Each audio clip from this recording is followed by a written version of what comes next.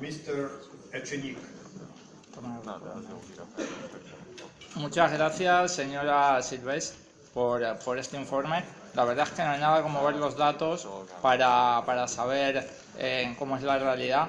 Quería sobre todo hablar de unos datos que veo en la página 86 del informe, en el cual se ve que en España el 75% del empleo lo producen las pequeñas y medianas empresas, así como el 65% de valor añadido, y sin embargo en la página siguiente se nos dice que uno de los problemas para el crecimiento en Europa y en España en particular es el poco acceso al crédito que tienen las pequeñas y medianas empresas, cuando en España además ha habido un rescate bancario que ha hecho subir la deuda pública del 37% al 100% del PIB, y uno de los motivos que se nos ha dado para este rescate bancario era el de aumentar el crédito a las pequeñas y medianas empresas. Entonces le quería preguntar si usted piensa que el sector financiero en Europa está contribuyendo al crecimiento o no, y si cree que deberíamos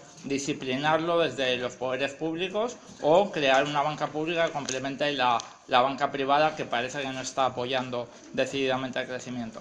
Muchas gracias.